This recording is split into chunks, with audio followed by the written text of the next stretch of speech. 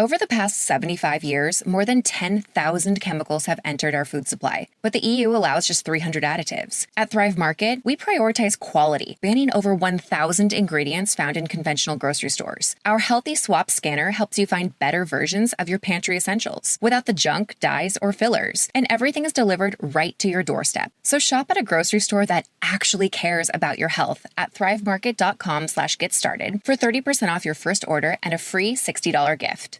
Thank you for being a valued supporter of the 10X podcast group. Your dedication means the world to us. Today, we bring you a gripping tale titled, The Perfect Host. Your continued support and subscription fuel our passion for storytelling, and we deeply appreciate every moment you spend with us. So, without further ado, let's dive into today's compelling narrative. Chapter 1. The Facade of Grace. The ballroom of the Bellevue Hotel shimmered with opulence. Crystal chandeliers cast fractured light over the sea of designer gowns and tailored tuxedos. Conversations hummed like a well-rehearsed orchestra, punctuated by laughter that echoed with just the right amount of refinement. At the center of it all stood Amara Voss, the queen of this carefully crafted kingdom. Amara moved through the crowd with the grace of a practiced performer, her midnight blue gown trailing behind her like liquid silk. Her smile was warm, inviting, and utterly disarming. To the outside world, she was the embodiment of generosity, a woman who had turned her life into a mission to save others. Hope Eternal Foundation, her brainchild, was the jewel in her crown. Tonight's gala promised to raise millions for the organization's latest endeavor, building shelters for displaced families in conflict zones. She stopped beside a cluster of high-profile donors, her emerald-green eyes locking on Marcus Grayson, a tech billionaire known for his extravagant donations. "Marcus," she purred, extending her hand. "I'm so glad you could make it tonight. Your presence alone brings such weight to our cause." Marcus grinned, his ego swelling visibly. "How could I miss it? Hope Eternal is doing incredible work. I've been reading all about it." Amara inclined her head modestly. "Your support means the world. Families across the globe will have a future because of people like you." The group melted under her charm, wallets opening as they pledged amounts that made Amara's pulse quicken, not with gratitude but with triumph. Every dollar brought her closer to her real goal, one she'd never share with these gullible benefactors. In a dimly lit corner of the room, Ethan Kane observed the scene. Unlike the other attendees, his tailored suit didn't come with a complacent smile. Ethan's sharp hazel eyes tracked Amara's every move, noting the subtle ways she manipulated the flow of attention. He'd seen this act before. Different faces, different venues, but the same script. Amara, of course, noticed him. She always noticed. Ethan was an outlier, a threat. While others fawned, he remained detached, his presence raising questions she didn't need tonight. She approached him, her smile undeterred. "Ethan Kane," she said smoothly. "I wasn't sure you'd RSVP. I like to keep my plans flexible," Ethan replied, his tone cordial but clipped. "Of course," she said, unflinching. "It's a pleasure to have you here. I hope you're finding the evening inspiring." "Inspiring, yes," he said, letting the word linger. "But I do have questions about your latest initiative. The projected costs seem unusually high for what's being proposed." Her smile never faltered, but her eyes sharpened imperceptibly. "Transparency is at the heart of what we do, Mr. Kane. I'd be happy to address any concerns you have, perhaps over coffee next week." Ethan tilted his head, studying her. "I'll take you up on that." Amara's mind churned as she moved away. She couldn't afford to let Ethan dig too deeply, but making an enemy of him outright would be reckless. For now, she'd keep him close, just as she did with every other potential threat. The night's crescendo came when Amara took the stage. The spotlight bathed her in a golden glow as she delivered a heartfelt speech about the transformative power of compassion. Her voice wavered with just the right amount of emotion as she recounted a fabricated story about a child whose life had been saved by the foundation. "As you look around this room," she said, her gaze sweeping over the crowd, Remember that every face here represents a ripple in the pond of change. Together, we can make waves that reach the furthest shores. The audience erupted into applause, many dabbing their eyes. Amara stepped back, basking in their adoration. Yet even as she smiled, she felt the weight of Ethan Kane's gaze, steady and unyielding.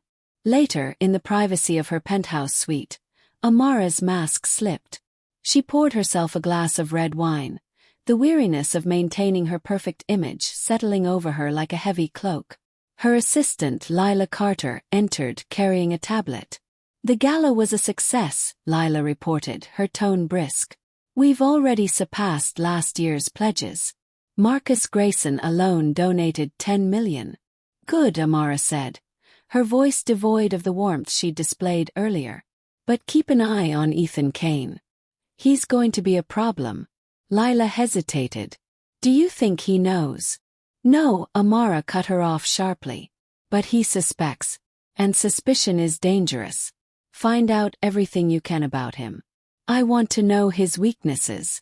As Lila left, Amara stared out at the city skyline, the lights shimmering like promises waiting to be broken.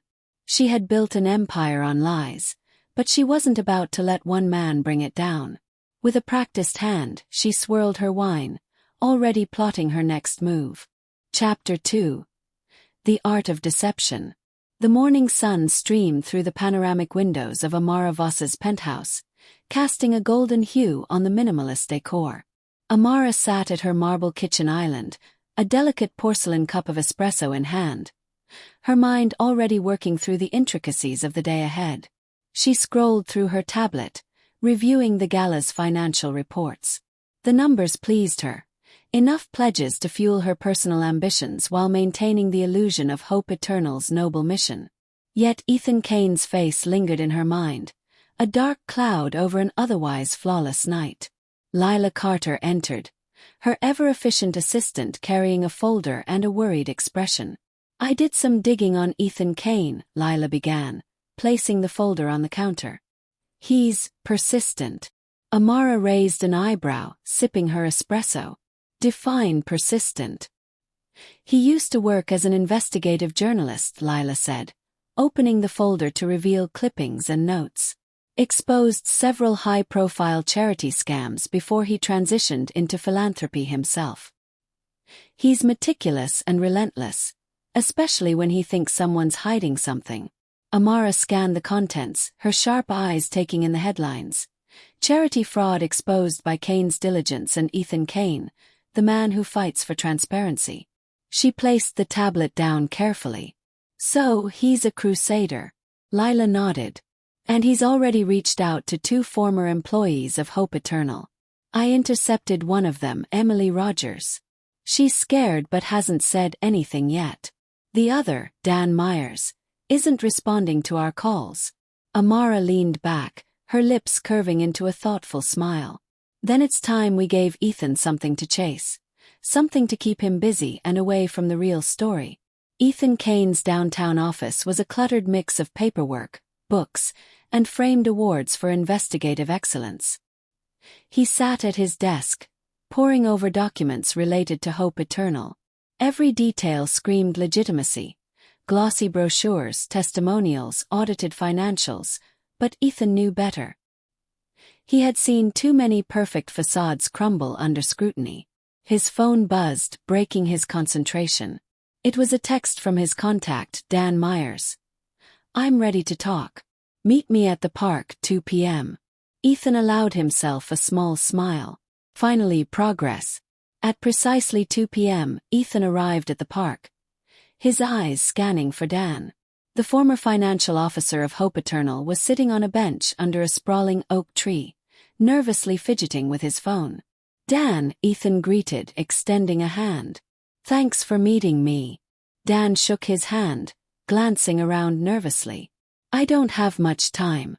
If Amara finds out." "She won't," Ethan assured him. "I just need to understand what's going on with Hope Eternal.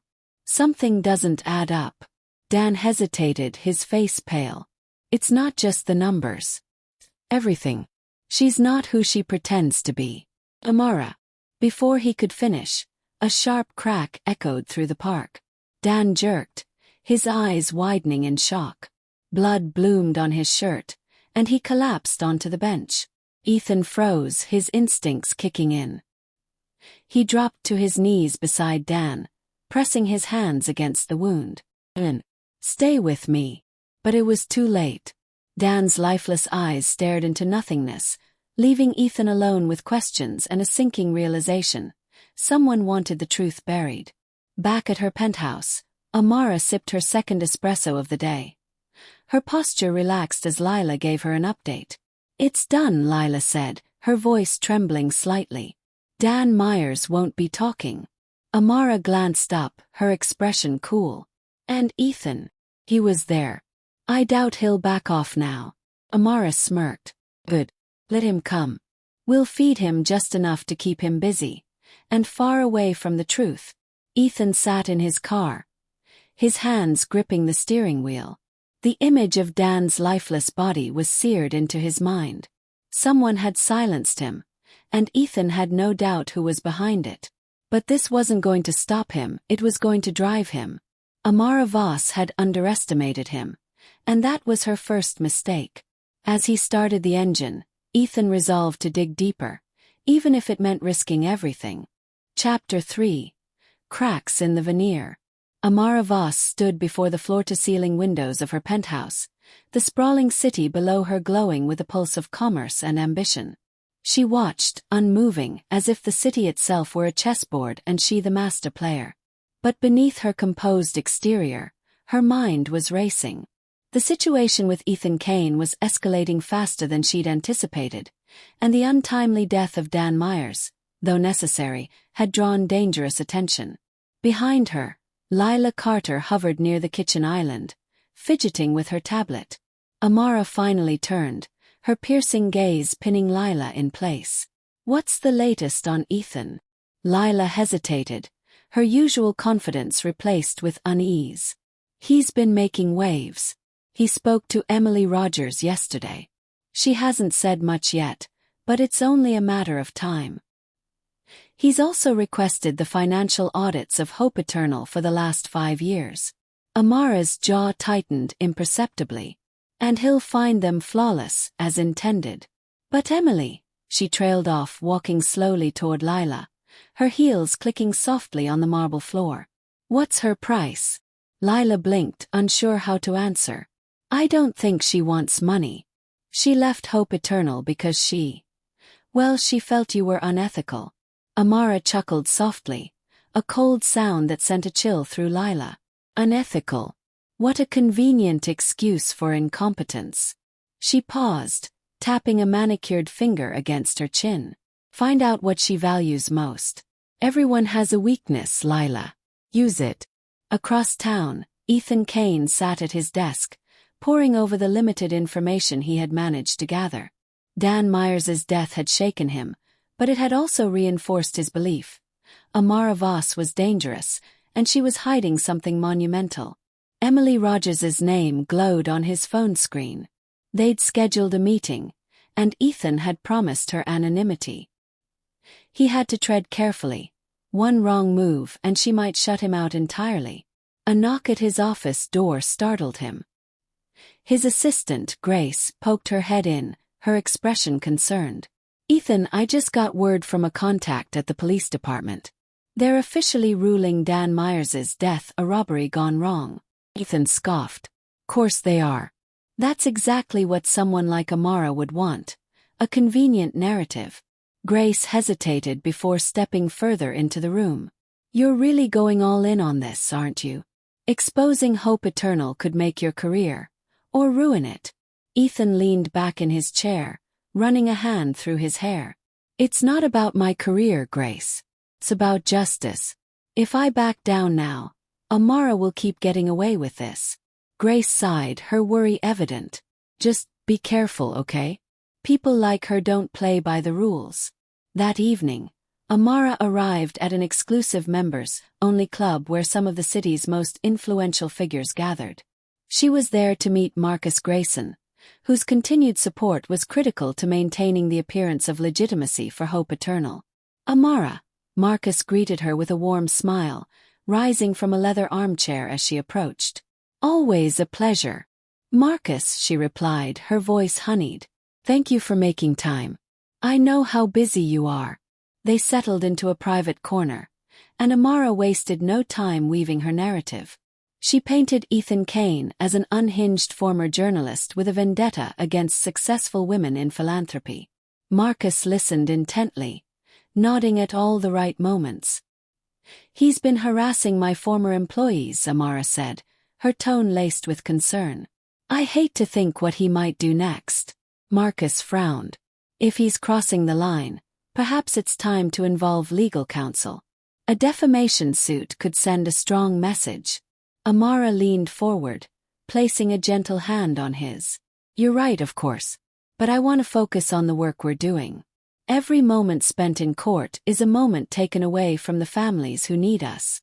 Her words were calculated, her delivery flawless.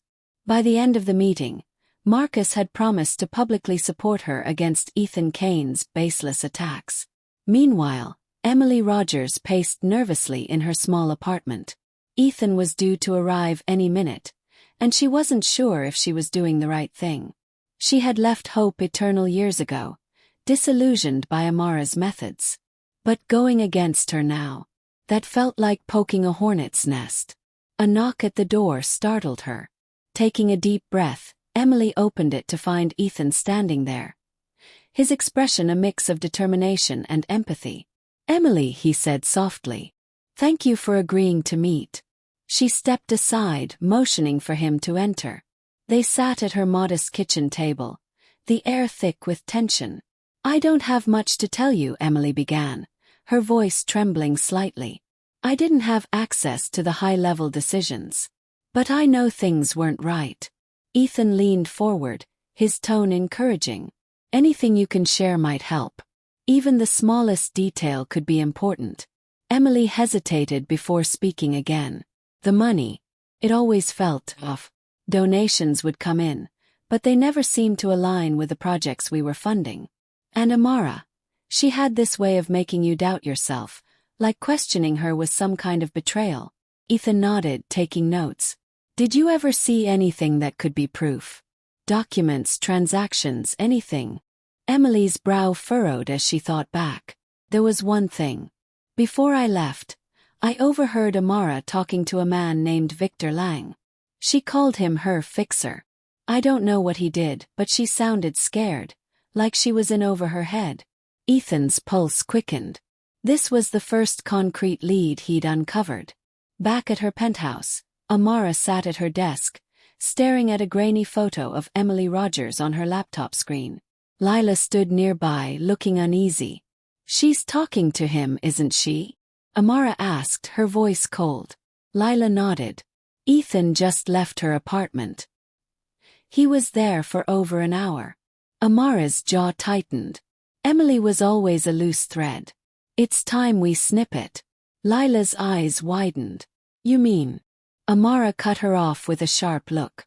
"Whatever it takes, Lila. This empire doesn't fall. Not now, not ever." As Lila left to make arrangements, Amara leaned back in her chair, her mind already plotting her next move. Ethan Kane thought he was gaining ground, but he had no idea the depths of what he was up against. Chapter 4. A Dangerous Game. The night cloaked the city in a veil of shadow as Ethan Kane sat in his modest apartment, surrounded by a collage of notes, photos, and clippings pinned to his wall. At the center was a picture of Amara Voss, her dazzling smile now a mockery of the truth he was piecing together. Emily's information about Victor Lang, the so-called fixer, was the first tangible lead he'd had, and he wasn't about to waste it. Ethan tapped his pen rhythmically on his notepad, mulling over his next steps. Victor Lang wasn't just a name. He was a puzzle piece that might expose the entire operation. But if Lang was as dangerous as Emily suggested, Ethan knew he'd need to tread carefully. He couldn't afford another Dan Myers situation. His thoughts were interrupted by a knock at the door. He tensed, instinctively reaching for the small pocket knife he kept nearby. Rising cautiously, he peered through the peephole. It was Grace, his assistant. He let out a relieved breath and opened the door. "Grace," he said, motioning her inside. "What are you doing here?" She stepped in, her expression tense. "I thought you'd want to know. Emily Rogers is missing." Ethan froze. "What do you mean, missing?" "She didn't show up to work this morning. Her phone's off, and her co-workers say she didn't mention anything about leaving town. I called her twice, nothing." Ethan's stomach sank. He knew what this meant. "Amara," he muttered, his voice low. Grace nodded grimly. "It's too much of a coincidence." Ethan clenched his fists, anger bubbling beneath his composed exterior. "We have to find her. If Amara got to her." "Ethan," Grace interrupted, her voice firm. "You need to be careful. Emily's disappearance is a warning. You're getting too close, and she knows it." Ethan's jaw tightened. "That's exactly why I can't stop now." Amara Voss reclined in the backseat of her black town car, the soft hum of the engine a soothing backdrop to her thoughts. She glanced at her phone, scrolling through the latest media coverage of Hope Eternal's gala. The headlines were glowing as expected, testament to her carefully managed image. Sitting across from her was Victor Lang, a lean man with sharp features and an air of quiet menace. He adjusted his tailored suit, his eyes cold and calculating. "Emily Rogers has been dealt with," Victor said, his tone matter-of-fact. Amara raised an eyebrow. "Dealt with?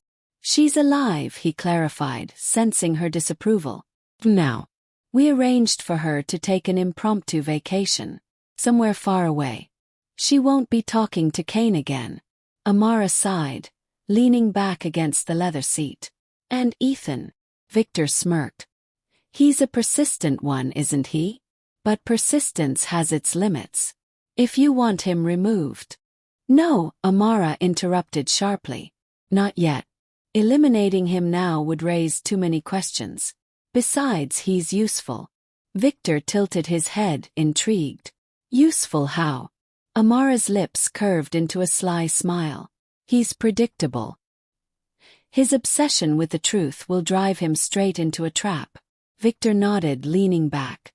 "Just say the word." "I already have," she replied coolly, turning her attention back to her phone.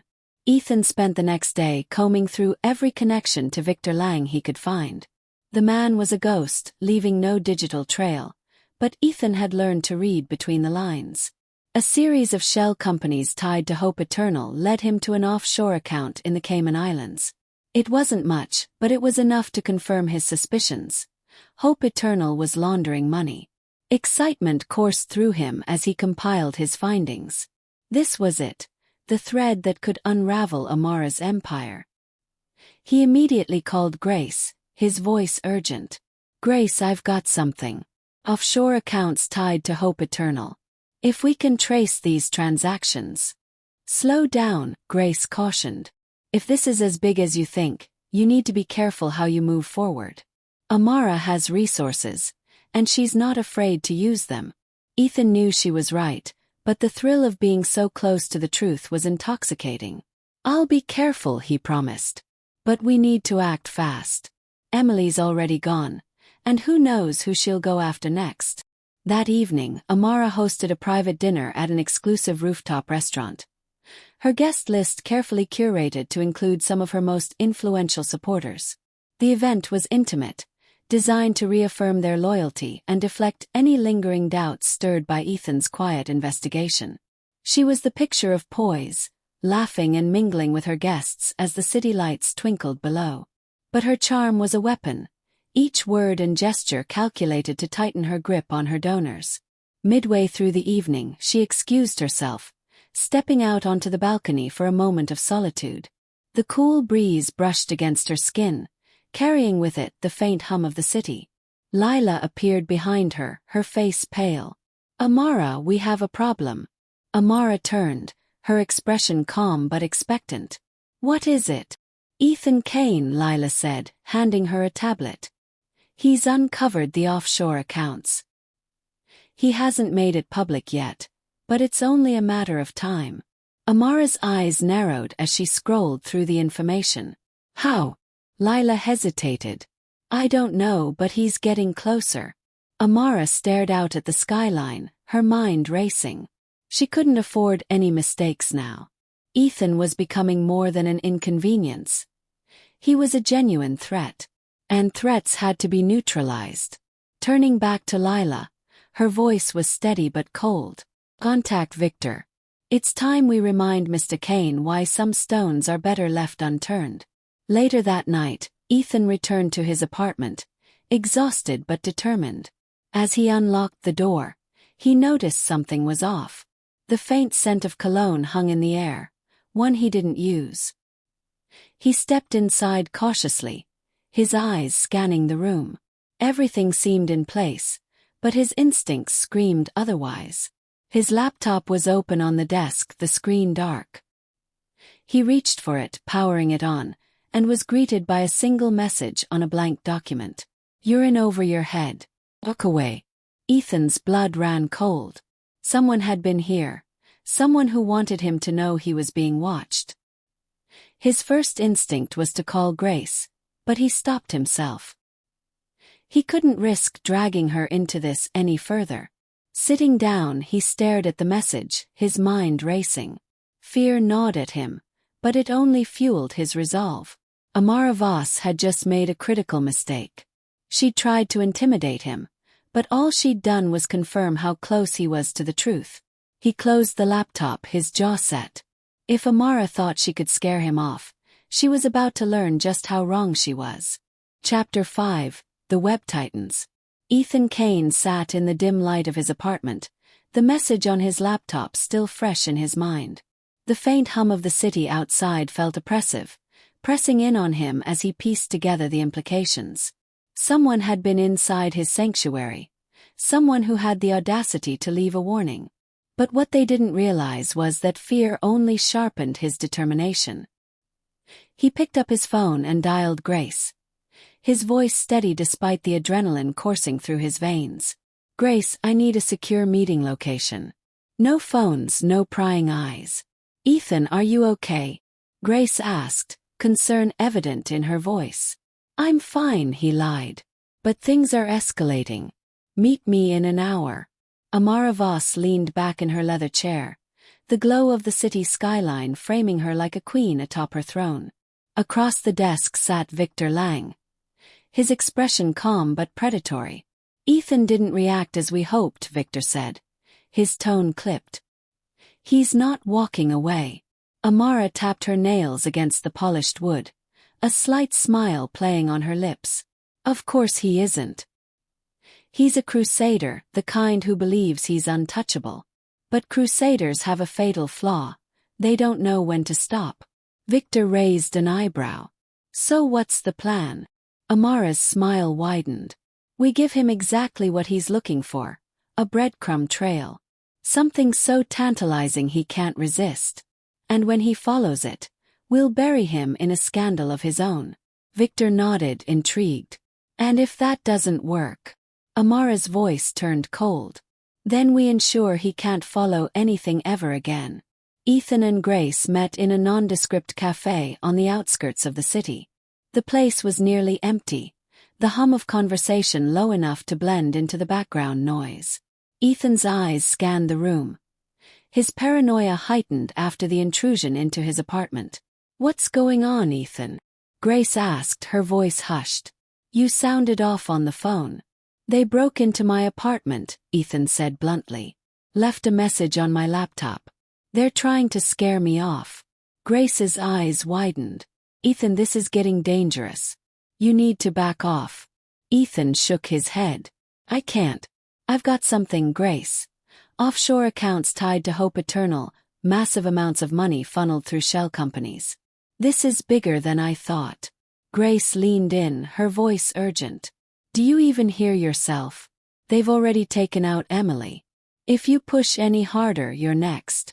Ethan clenched his fists. That's exactly why I have to keep going. If I stop now, no one will hold Amara accountable. Grace hesitated, then sighed. What's your next move? I found a lead on Victor Lang, Ethan said, his voice low. He's more than just a fixer. He's a ghost, off the grid, untraceable. But I tracked a payment to him from one of the shell accounts. If I can find him, I might be able to connect him to Amara. Grace frowned. You realize he's probably the one who left the message, right? He's dangerous, Ethan. I know, Ethan replied. But he's also the key to taking her down. Later that night, Amara hosted a private meeting at her penthouse. The attendees included her most trusted allies, board members, influential donors, and a select few who were privy to her true agenda. Ladies and gentlemen, she began, her tone commanding, Ethan Kane has become a liability. His persistence threatens everything we've built. One of the board members, a man named Philip Crane, leaned forward. What's the contingency plan? If he exposes us? He won't, Amara interrupted, her voice icy. Victor is handling the situation. But we need to prepare for any fallout. She handed out folders containing fabricated documents, evidence that painted Ethan as a disgraced journalist with a history of fabricating stories.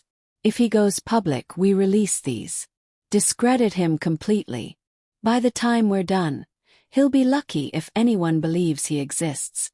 The room murmured in agreement, and Amara's confidence swelled. She thrived in chaos. Bending it to her will like a maestro conducting an orchestra. Ethan might have uncovered pieces of the truth, but she controlled the narrative. And in her world, perception was everything. Ethan's investigation led him to a seedy motel on the outskirts of the city, a place where Victor Lang was rumored to operate. Armed with a burner phone and a recording device, Ethan parked a few blocks away and approached on foot. The air was thick with tension as he entered the motel's dingy lobby. The clerk barely glanced at him, too engrossed in a small television perched on the counter. Ethan gave a name he'd overheard from one of his sources, hoping it would grant him access to Lang. The clerk nodded, pointing down the hall. Room 14. Ethan's pulse quickened as he walked toward the door, his senses on high alert. He knocked twice, his hand brushing against the pocket where he kept his recording device. The door creaked open, revealing Victor Lang. The man's sharp gaze cut through Ethan like a blade. Well, Victor said, his voice smooth and dangerous. The infamous Ethan Kane. You've been busy. Ethan stepped inside, his posture cautious. I could say the same about you. Victor smirked, gesturing for him to sit. You've got guts coming here. But guts won't save you. Ethan didn't sit. I know what you're doing. The offshore accounts, the shell companies. It all points back to Hope Eternal. And to you. Victor leaned against the door, his smirk widening. And what exactly do you think you're going to do with that information? Expose it, Ethan said firmly. Amara's empire will crumble. Victor chuckled darkly. You think you're a hero, don't you? But heroes always fall. And when you do, no one will be there to catch you. Ethan stared him down, refusing to let fear take hold. Maybe. But if I fall, I'm taking you and Amara with me. Victor's expression hardened. We'll see about that.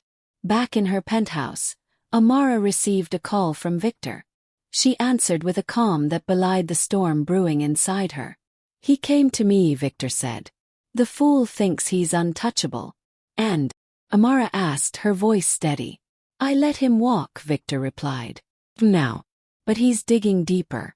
If we don't act soon, I'll decide when and how we act, Amara snapped. Ethan Kane is playing my game. And I never lose. As she hung up, Amara stared out at the city once more. The cracks in her empire were spreading, but she was determined to patch them before it all came crashing down. Chapter 6. The Turning Point. Ethan Kane sat in the dim glow of his desk lamp, the motel meeting with Victor Lang playing on a loop in his mind. He hadn't expected to leave that room alive, but he'd walked out unscathed, physically at least. Victor had made one thing clear. Ethan's crusade was testing the limits of Amara Voss's patience, and he'd be wise to stop. But Ethan wasn't wise. He was relentless. The offshore accounts, Emily's disappearance, Dan Myers's murder, it all pointed to something massive. And now he was close, closer than ever to unraveling the web of deceit that Amara had spun. His phone buzzed, pulling him from his thoughts. It was Grace. "I've been digging into Victor Lang," she said, her voice cautious. "He's tied to more than just Hope Eternal. There's a network of shell companies connected to him. Money laundering, fraud, even arms deals." Ethan's jaw tightened. "And Amara? She's at the center of it," Grace confirmed. "Every road leads back to her." Ethan leaned back, the weight of the revelation settling over him. This wasn't just about charity fraud anymore. Hope Eternal was a front for something much darker. In her penthouse, Amara Voss stood before the windows, the city sprawling beneath her like a kingdom she ruled. Lila Carter entered the room, her face pale. "We have a problem," Lila said, her voice trembling. "Ethan Kane's digging into Victor's network. He's found connections, real ones. Offshore accounts, illegal activity." Amara turned slowly, her expression unreadable. "And how much does he know?" "Enough to cause serious damage," Lila replied. "If he goes public." "He won't," Amara interrupted, her voice cold. "Not yet." Lila hesitated. "What's the plan?" Amara's lips curved into a predatory smile. "We give him something else to focus on. Create a crisis big enough to distract him. And while he's chasing shadows, we tighten the noose." Lila nodded, though unease flickered in her eyes. Amara's confidence was intoxicating, but it was also terrifying. That evening, Ethan received an anonymous email.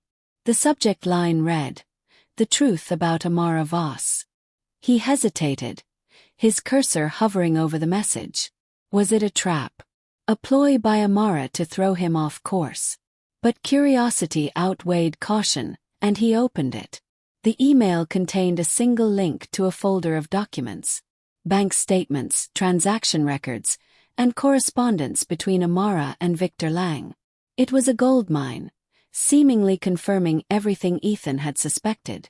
But something about it felt too easy. He called Grace, forwarding her the files. "Can you verify these?" "I'll get on it," she replied. "But Ethan, be careful. This feels like bait." Ethan sighed. "No. But if it's real, it's exactly what we need." In her private office, Amara watched a live feed of Ethan on his laptop. The camera, hidden inside the anonymous email link, gave her a clear view of his every move. Victor stood nearby, his arms crossed. "He's taking the bait," Victor said, a smirk tugging at his lips. Amara's expression remained calm. "Course he is. Ethan Kane is predictable. He'll think he's uncovered something damning, and he'll act without verifying it. When he does, we'll expose him." Victor nodded. "And if he doesn't?" Amara's gaze hardened. "Then we destroy him another way." Ethan met Grace in a secure location the next day, the tension between them palpable. She handed him a printed copy of the documents he'd forwarded, her expression grim. "These are good," she admitted. "Oh, good. Whoever sent this wants you to find it." "So it's a trap," Ethan said, his frustration evident. Grace nodded. "But it's also the truth. These accounts, the transactions, they're real. Amara's tied to all of it." Ethan rubbed his temples, the weight of the situation bearing down on him. "Then we use it. If we go public with this." "Ethan, think this through," Grace interrupted. "If you go public, Amara will retaliate. You're not just exposing her. You're putting a target on your back." He met her gaze, determination burning in his eyes. "I didn't come this far to stop now." The following evening, Ethan contacted a trusted journalist, Clara Hunt, a seasoned investigator with a reputation for taking down powerful figures. They met in a secluded bar, the noise around them providing cover for their conversation. "This is big, Ethan," Clara said, scanning the documents. "If what you're saying is true, Amara Voss could go down in flames." "She will," Ethan replied. "But I need your help. I can't do this alone." Clara nodded. "I'll start digging. But you need to be careful. Amara doesn't play fair." "I know," Ethan said grimly. "That's why I need to move fast." At Hope Eternal's headquarters, Amara addressed her board of directors with calm authority. Ethan Kane is preparing to go public, she announced. But when he does, he'll be walking into our trap. Philip Crane, one of the directors, frowned. Are you sure this will work? If he exposes the accounts, then we discredit him, Amara interrupted. We've planted enough evidence to frame him as a fraud.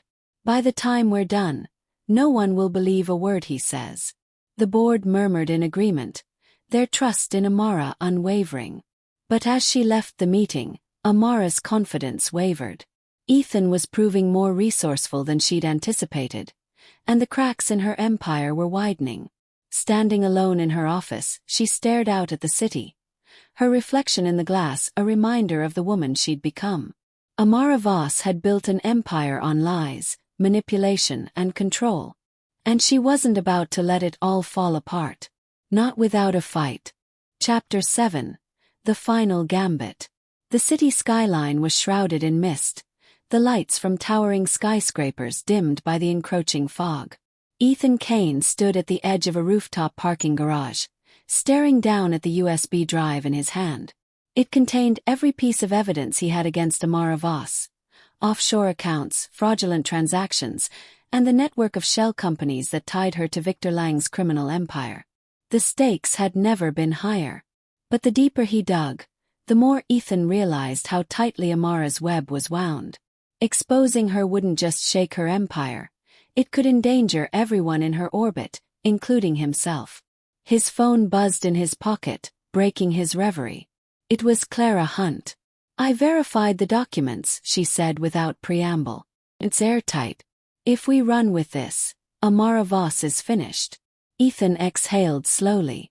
Then let's move. Not so fast, Clara cautioned. You know she'll retaliate. And from what I've heard, Amara doesn't just go after people professionally. She'll destroy your life. I've come this far, Ethan replied, his voice firm. I'm not backing down now. Clara sighed. Then I'll set up the release. This will hit the news cycle first thing tomorrow. In her penthouse, Amara Voss sat at her desk, surrounded by a small circle of trusted allies. Victor Lang stood nearby, his arms crossed, while Philip Crane and Lila Carter watched her with a mix of apprehension and awe. Ethan Kane will act tonight, Amara said, her voice as cold as steel. He thinks he has the upper hand. Victor smirked. And he doesn't. Amara's lips curled into a predatory smile. Course not. Everything he has, every document, every piece of evidence, came from us. The moment he goes public, we release our counter-narrative. Kane will be branded a fraud, a desperate man trying to take down a legitimate charity. Philip frowned. And if people believe him? They won't, Amara said sharply. Not after we leak his so-called history. The media will rip him apart. Lila shifted uncomfortably. Amara, what if he has more? What if he's smarter than we think? Amara's gaze snapped to Lila, her expression icy. He's not smarter than me. No one is. Victor chuckled, but there was a flicker of doubt in his eyes. Ethan Kane had proven himself tenacious, and even Victor knew that underestimating him could be dangerous. Ethan's plan was straightforward. He would meet Clara at an undisclosed location to hand over the USB drive. From there, she would upload the files to multiple media outlets, ensuring the story broke wide and fast. Amara wouldn't have time to contain it. But as he drove through the darkened streets, a shadow of unease settled over him. Something about the ease with which he'd obtained the evidence felt off. Amara was meticulous, a master manipulator. Would she really leave such a glaring trail? His thoughts were interrupted by the sound of a car engine roaring behind him. In his rearview mirror, he saw headlights approaching rapidly. The car swerved aggressively, forcing him to swerve onto a side street. Ethan's pulse quickened. This wasn't a coincidence. The pursuing car sped closer, bumping the rear of his vehicle. Ethan gripped the wheel, his heart pounding. He took a sharp turn, trying to lose his pursuer, but the other car stayed on his tail. Whoever they were, they weren't letting up. Finally, Ethan spotted an empty parking garage and veered into it, hoping to outmaneuver his pursuer in the confined space. He sped up the ramps, weaving through the concrete maze, until he reached the top floor. The pursuing car skidded to a stop a few feet away. Two men stepped out, their faces obscured by the shadows. They moved toward Ethan's car with deliberate intent. Ethan jumped out, gripping the USB drive tightly. "Stay back," he shouted, his voice echoing in the empty garage. The men didn't respond. One of them pulled a gun, aiming it squarely at Ethan. In her penthouse, Amara watched the live feed from a hidden camera in the parking garage. Victor stood beside her, a glass of whiskey in hand. "He's cornered," Victor said, smirking. "This ends now." But Amara's expression was unreadable. Her eyes were fixed on the screen, her mind racing. Ethan's defiance had pushed her further than anyone ever had. And yet, she couldn't shake the gnawing feeling that this wasn't over. Not yet. "Let him go," Amara said suddenly. Victor turned to her, his smirk fading. "What? Let him go," she repeated. "I want him to see how futile his efforts are. Let him run to the media. By the time he does, no one will believe a word he says." Victor hesitated, then nodded. He spoke into his earpiece, relaying the order to his men. Ethan stood frozen as the men suddenly stopped. Without a word, they returned to their car and sped off, leaving him alone in the garage. Confused but relieved, Ethan climbed back into his car and drove to the rendezvous point with Clara. His grip on the USB drive tightened. Whatever game Amara was playing, he wasn't backing down. The next morning, the headlines exploded. Philanthropist Amara Voss accused of massive fraud. News outlets across the country ran the story, detailing the offshore accounts, shell companies, and criminal connections tied to Hope Eternal. Ethan watched from his apartment as the media frenzy unfolded. But within hours, the tide began to shift. A counterstory emerged, painting Ethan as a disgraced journalist with a history of fabricating stories. Anonymous sources claimed he had falsified evidence, and media outlets began questioning the authenticity of his claims. By midday, Amara Voss held a press conference, her performance flawless. "These accusations are deeply troubling," she said, her voice trembling with emotion. "But I assure you, Hope Eternal has always operated with the utmost integrity. We have nothing to hide." The public's sympathy swung in her favor, and Ethan watched helplessly as his credibility crumbled. That night, Amara sat alone in her penthouse, a glass of wine in hand. The crisis had been contained, but she couldn't shake the feeling that Ethan Kane wasn't finished. He was resilient, resourceful, and far more dangerous than she had anticipated. For the first time in years, Amara felt the stirrings of unease. The game wasn't over yet, and she knew the next move would be the most dangerous of all. Chapter 8. The Price of Deception. The morning after the media storm, Ethan Kane sat in his apartment, staring at the wreckage of his reputation. The headlines, once promising to expose Amara Voss, had turned on him. His face was plastered across news sites with phrases like, "Disgraced journalist fabricates charity scandal," and "Hope Eternal fights back against baseless claims." His phone buzzed incessantly with messages from reporters, former colleagues, and even friends questioning his motives. He ignored them all. Every move he made felt like quicksand, pulling him deeper into a pit from which he might never escape. Yet amidst the chaos, Ethan found clarity. Amara's counterattack had been swift and devastating, but it also confirmed one thing. He was closer to the truth than ever. She wouldn't have gone to such lengths if she wasn't afraid. A knock at his door broke his thoughts. He hesitated, reaching for the knife he now kept within arm's reach, and peered through the peephole. To his surprise, it was Grace. He opened the door cautiously. "Grace, what are you doing here?" Grace stepped inside, her face pale but determined. "I couldn't just watch from the sidelines." "You're right, Ethan. Amara's hiding something big, and I want to help." Ethan's initial suspicion faded, replaced by gratitude. "Thank you," he said, his voice heavy with exhaustion. "I need all the help I can get." Grace set her bag on the table and pulled out a laptop. "I've been looking into Victor Lang. He's not just Amara's fixer. He's the linchpin of her entire operation. If we can tie him to the offshore accounts and Hope Eternal, we can expose them both." Ethan nodded, a spark of hope reigniting. "Let's do it." At the Hope Eternal headquarters, Amara Voss was holding court in her opulent office. The board members were present, their expressions a mix of relief and smug satisfaction. The crisis, at least for now, appeared contained. "Ethan Kane has been neutralized," Philip Crane announced. "The media is eating him alive." Amara sat at the head of the table, her posture regal, but her mind raced with calculations. "Don't underestimate him," she warned. "He's resourceful. If he finds a way to recover, we could still be at risk." Victor Lang leaned against the wall, his expression calm. "Let me deal with him. Permanently." Amara's gaze flicked to him, her lips tightening. "Not yet. Eliminating him now would only confirm his claims. We need to ensure his downfall is absolute." Victor shrugged, but the gleam in his eyes betrayed his impatience. "Your call, boss. But the longer he's out there, the bigger the risk." Amara turned back to the board, her voice commanding. "Focus on shoring up our defenses. If Ethan has any allies left, find them and neutralize them."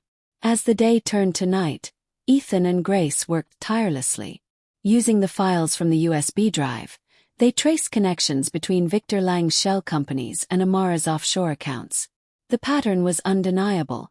Money flowed from donors to Hope Eternal, then siphoned into accounts controlled by Victor. "This is it," Grace said, her voice trembling with excitement. "This is the smoking gun." Ethan leaned over her shoulder, his eyes scanning the screen. "We need to get this into the right hands. Clara's been compromised, she won't touch this now." "Then who?" Grace asked. Ethan's jaw tightened. "I know someone. An old contact in law enforcement. If we can get this to them, they can launch an official investigation." The next morning, Amara awoke to a call from Lila. Her voice was panicked. "Amara, we have a problem." Amara sat up, her heart pounding. "What is it?" "Ethan," Lila said. "He's contacted someone in law enforcement. They're looking into Victor Lang." Amara's mind raced. If law enforcement got involved, it would be harder to control the narrative. She needed to act swiftly and ruthlessly. "Find out who he contacted," she ordered. "And send Victor to deal with it." Ethan met with his contact, Detective Sarah Holden, in a quiet cafe on the outskirts of the city. Sarah was a seasoned investigator with a reputation for integrity, but even she looked wary as Ethan handed over the files. "This is big," she said, flipping through the documents. "If this is real, Amara Voss and Victor Lang could go down for a laundry list of crimes." "It's real," Ethan said firmly. "But you need to move fast. They'll do anything to cover their tracks." Sarah nodded. "I'll take this to my superiors. But Ethan, you need to watch your back." That night, Victor Lang tracked Ethan to his apartment. Armed with a silenced pistol, he moved silently through the building, his footsteps barely audible against the worn carpet. Inside, Ethan and Grace were celebrating their small victory. "Sarah's taking the case to her department," Ethan said. "This could be it, Grace. We might finally bring Amara down." But their celebration was cut short by the sound of the doorknob turning. Ethan's eyes darted to the door, and he grabbed the knife from the table. The door swung open, and Victor stepped inside, his gun raised. "End of the line, Kane." Ethan moved instinctively, knocking the gun from Victor's hand as they grappled. Grace screamed, grabbing a lamp and swinging it at Victor, but he dodged, shoving her to the ground. The fight was brutal and chaotic, but Ethan managed to overpower Victor, pinning him to the floor. "Who sent you?" Ethan demanded. Victor smirked, blood trickling from his lip. "You know who." Hours later, Amara received a call from Victor. His voice was strained, but his tone was defiant. "Kane got the better of me, but it's not over. The evidence is with a detective. Amara's grip tightened on the phone. Then we escalate. If the evidence reaches the courts, it's over for all of us. Victor hesitated. What do you want me to do? Amara's voice was cold as ice. Burn everything. Every document, every connection to Hope Eternal. And find Ethan Kane. This time make sure he doesn't walk away.